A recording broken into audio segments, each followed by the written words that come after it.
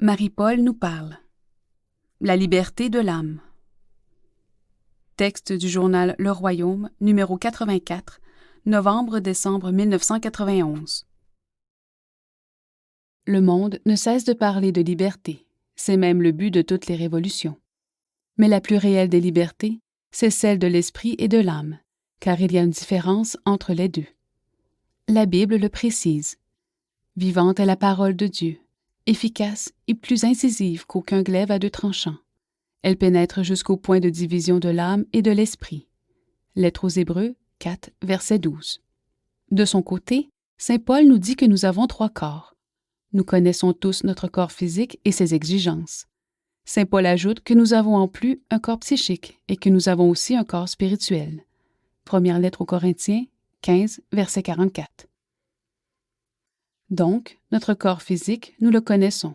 La tête, les pieds, les mains, etc. C'est notre corps mortel.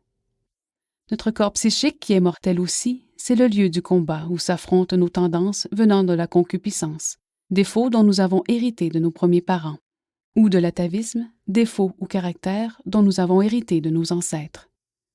Donc, au départ, c'est un héritage.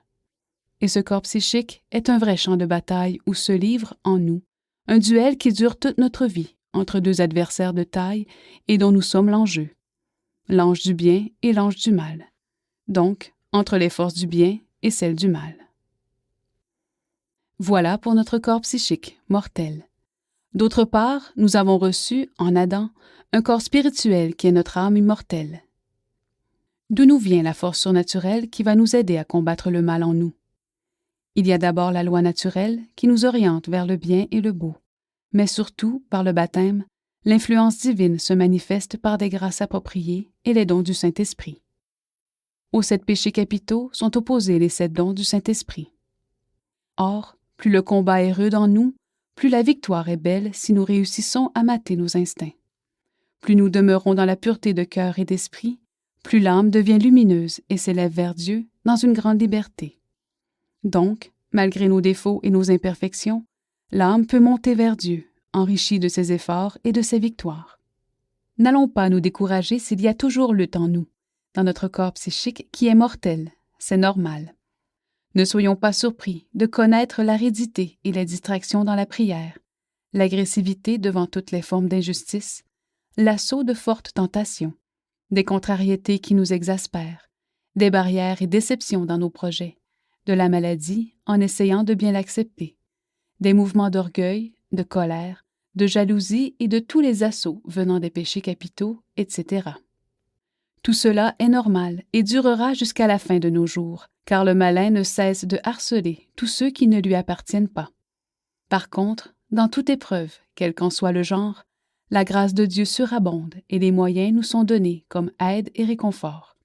Rappelons que de chaque assaut auquel nous sommes soumis et d'où nous sortons victorieux, c'est notre corps spirituel, qui est l'âme immortelle, qui monte vers Dieu dans une liberté toujours plus grande et plus comblante. Ne soyons donc pas inquiets à cause des tentations qui nous assaillent, c'est normal. Tout cela se passe ici-bas, dans notre corps psychique. Si nous triomphons dans la lutte, notre force spirituelle augmente sans cesse et notre âme vole toujours plus haut, là où le voile de notre regard se déchire pour nous découvrir des horizons nouveaux et nous faire éprouver des sentiments d'amour dans la paix et la joie profonde. Voilà ce qui explique la joie, la paix, la sérénité et le sentiment de liberté de ceux qui traversent des phases difficiles dans la vie, alors que tant d'autres qui s'y refusent, croyant garder leur liberté, s'enlisent toujours plus dans le marasme jusqu'à frôler le désespoir, et parfois l'assument par des actes irréparables. Quand Dieu s'empare d'une âme avec son libre consentement, il l'inonde de lumière et d'amour, si bien que cette âme vit dans l'émerveillement et la contemplation. Les âmes qui se livrent ainsi au Seigneur offrent, dans leur apostolat discret ou connu, des germes de félicité à qui veut bien les accepter. Mais toujours, ces âmes seront soumises aux tentations, aux luttes continuelles, et d'autant plus fortes qu'elles auront le courage d'y résister. Un grand saint, dont j'ai oublié le nom, avait bien compris cela. C'est pourquoi il disait avec conviction: « Quand je mourrai, j'aurai 3 surprises en arrivant au ciel. La première, ce sera d'y voir des personnes que je ne croyais jamais y voir.